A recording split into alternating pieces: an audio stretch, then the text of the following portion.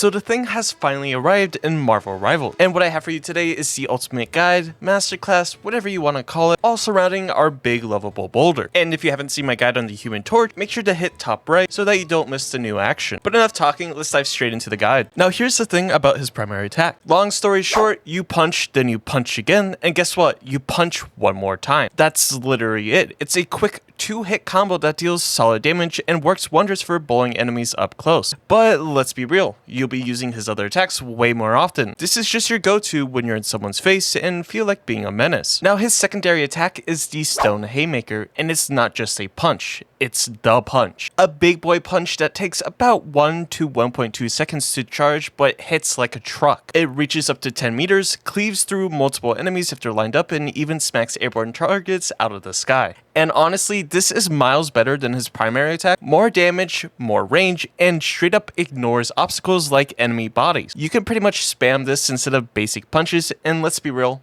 it's probably a way better use of your time. Now the thing's first major ability is Yancy Street Charge. This move is pure chaos in motion. He charges forward, launches enemies into the air, and locks down an area that disables enemy movement abilities. Saving this type of ability when, say, a Black Panther or a Psylocke or any other flanker with some type of movement ability is trying to, sneak around, having this ability to lock them down is very useful. And this is also your go-to engage tool. You rush in, wreak havoc on the enemy formation, and let your team mop up the aftermath. Now, just maybe don't dive in alone, unless you're feeling brave, reckless, or just straight up dumb. Now you can also stop it early so that the charge stops, so that you can quickly disable the movement in that area. And while charging, you're CC immune and gain extra bonus health. You originally have 700 health, but when you pop the charge ability, your health goes up to 900. So if you need a quick HP boost in the middle of a fight, you could quickly tap your movement button, then tap it again to get the HP quickly. Now let's talk his Embattled Leap, which is essentially your lifeline in the fight. Embattled Leap is one of the most crucial abilities in your entire kit. It's not just about mobility, it's a game-changing survival tool. When activated, you jump to the selected ally, granting them damage reduction to both yourself and that teammate. This makes it an essential move for both offensive charges and defensive retreats. Now, why exactly is this a must-use ability? It's essentially like a pre-fight prep. You always use Embattled Leap before engaging with the Yancy Street Charge. The extra damage reduction helps you absorb more hits, making you way harder to take down. Now, it's also double charges, meaning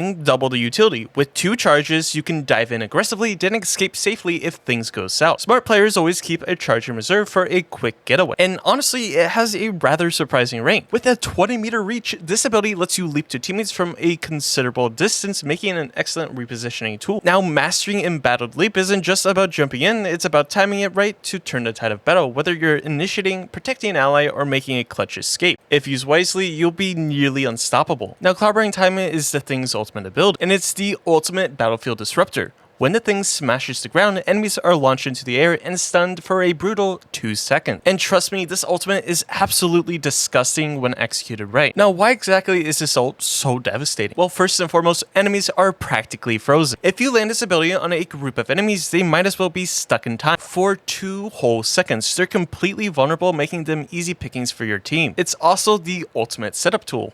A well-timed clobbering time can completely swing a fight, especially when chained with other massive ults. Pair it with ults such as Moon Knight, maybe even Storm, and you will absolutely obliterate the entire enemy team before they can actually even react. Now, it's also a form of high-impact crowd control. Now, unlike some ults that deal pure damage, this one controls the fight, dictating exactly when and where enemies get eliminated. It's perfect for shutting down high-mobility threats, frontline tanks, or anyone unfortunate enough to be caught in the radius. When used correctly, Clobbering time doesn't just win fights, it ends them instantly. If you want to dominate the battlefield, make sure you're dropping the hammer at the right moment for maximum impact. And if you're looking to make an impact on your diet, and I'm excited to share that this video is sponsored by Control, a delicious protein-packed snack or just a tasty way to fuel your day, Control has you covered. And personally, I'm all about their peanut butter pieces cookies. Seriously, they taste amazing and they fit perfectly into my daily routine. Whether it's a quick shake in the morning or a protein-packed snack in the afternoon, Control's products are both macro-friendly and ridiculously tasty. And now they've got 2 new must-try products. First off is their Monster Cookie, a soft-baked protein cookie loaded with white and milk chocolate chips plus crushed cookie pieces, and it tastes ridiculously amazing. And if you're more of a protein shake friend, they have a Paradise Potion Shake. It's a refreshing mix of sweet coconut and tart pineapple blended into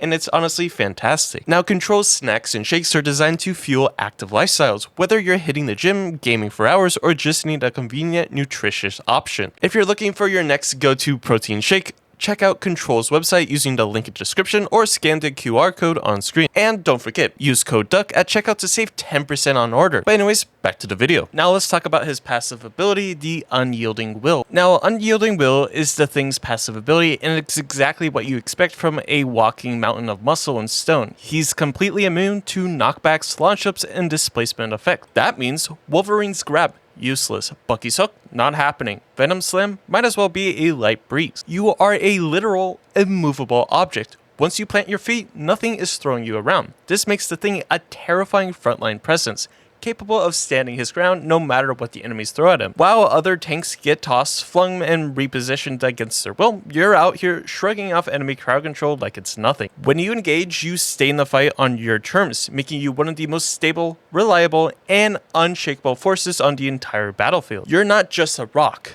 You're a walking fortress that refuses to budge. Now, the thing doesn't just hit hard. He works even better with the right allies. He has 2 powerful team-ups that amplify his strengths and make him an even bigger problem for the enemy team. The first one being the Fastball Special. It's the Wolverine team-up. This is classic brute force synergy. You launch Wolverine into the air, allowing him to grab and slam an enemy straight into the ground. Simple, brutal, and guaranteed to ruin someone's day. If you ever wanted to literally throw Logan at a problem, this is your chance. And if you're wondering, it's the same exact team-up that the whole cast. Now, the other team-up ability is Shielded Strength, and it's the Invisible Woman team-up, where Invisible Woman is the anchor for the entire Fantastic Four lineup. Now, this one's all about keeping the thing in the fight longer. When paired with Invisible Woman, he gains damage resistance, making him even harder to take down. He also gains health regeneration, slowly healing over time so you can keep smashing, keep swinging, and keep breaking everything in sight. Now, while Wolverine's team-up is all about aggression and playmaking, Invisible Woman's is pure sustain, turning the thing into an unkillable wrecking ball. Now, no matter which team-up you choose or get paired with, one thing stays the same. The thing isn't stopping until everything in his way is in rubble, and that's the thing. Now let's talk about what separates a decent thing player from a terrifying, unstoppable force. His advanced combos and tricks, of course. If you want to delete enemies fast and control the battlefield like a beast, listen up. If you find yourself in a 1v1 type situation and need to annihilate someone before they even can react, here's the fastest way to do it. You want to start off by charging up your stone Haymaker and landing a clean hit. Immediately throw one primary attack,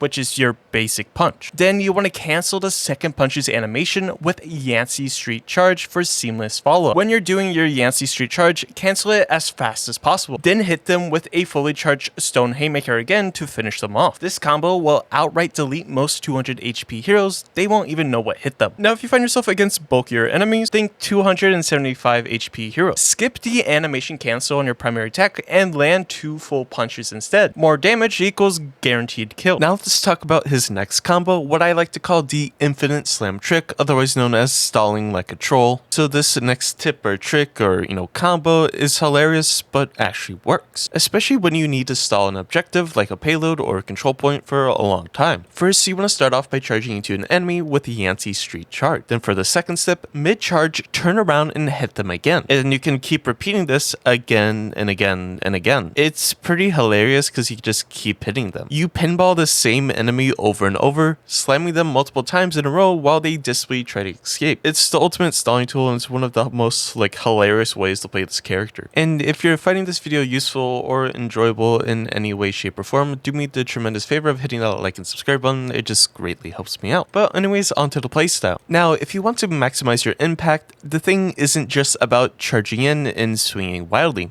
You need strategy, coordination, and perfect timing to control the battlefield and be an unbreakable force. So the first step is buff up before the charge. Before you even think about diving in, prep yourself for the fight. Make sure to use Embattled Leap on your second tank. This gives both of you damage reduction, making you push much stronger. And if necessary, you could also slap it onto a support if need be. You also have to consider going in without a plan to escape is a instant death sentence. For step 2 of his playstyle, dive in and cause absolute chaos.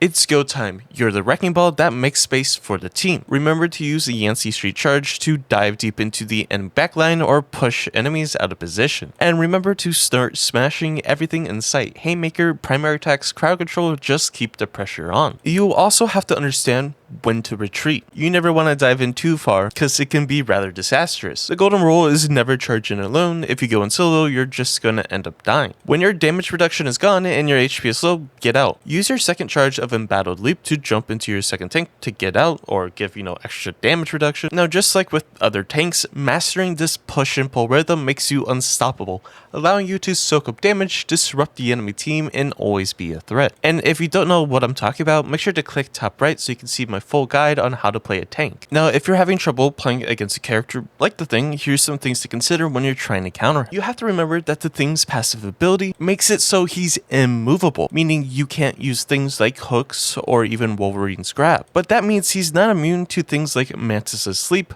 Luna Snow's freeze, the Hulk's exile, and even Penny Parker's web for a little bit. So these things can stop him if you're having some sort of trouble with him. Now, even though it's not, the best counter in the world per se, it is something to try to slow him down if you're having trouble with him. Now, when you're looking to counter him with DPS heroes, who do you want to be looking at? I would stay away from Wolverine because you can't really kidnap the Thing, making Wolverine kind of obsolete to him. Even though you still do, pretty good damage against him, it's just a way riskier approach. Because of that, I would look at characters like the Punisher or even Winter Soldier. Now, although if you are playing Winter Soldier, you can't hook or knock him up, you're picking Winter Soldier for the amount of raw DPS this character can actually output, especially if you're pairing it up with the Rocket Raccoon and getting that infinite ammo. Both the Punisher and Winter Soldier can quickly shred down the Thing. Now, something you should definitely, be aware of is that you need to single out the Thing's healers. His aggressive playstyle means he relies on frequent heals. You weaken the Thing indirectly by diving his healers. Now, the next counters are rather self-explanatory because they're flying characters. Because he is a heavy melee character and he doesn't have some sort of, actual shield, he can't necessarily do anything against flying characters unless, your Thing is absolutely cracked and can somehow manage to take out a Storm or a Human Torch, or maybe even an Iron Man. If that is, then I think Sentinels need to sign that player. Now, a final strong counter to the Thing is actually Groot. His walls can separate the Thing from his healers as well as block off a quick return route. You can simply place a wall behind him to isolate him. If he has his back against the walls, he will also take extra damage directly from the wall. And it can just be very annoying for him to charge around when all of these roadblocks are in the way. And that's how you can practically deal with the Thing in Marvel Rivals. Now, here's the thing. He's insanely fun to play. He's a massive, disruptive tank who thrives on engaging fights, absorbing damage, and creating pure chaos and, havoc. He's strong, he's disruptive, and if you play him right, he's nearly impossible to stop. Now, honestly, this character, as I've been playing him and, just seeing him played in, Celestial and up lobbies, he can honestly be the most annoying hero in the entire game to play against. Of course, if that person is playing him right. And hopefully with this guide, you've learned how to play him the right way. And do me a favor before you click off this video, just another reminder to check out today's sponsor. If you're looking for your next go-to protein snack, check out Control's website using the link in the description or scan the QR code on screen. And don't forget, use code DUCK at checkout to save 10% on your order. And don't forget to smash that like and subscribe button, it greatly helps me out. But anyways, I hope you have a safe and great day, and I'll catch you in the next one.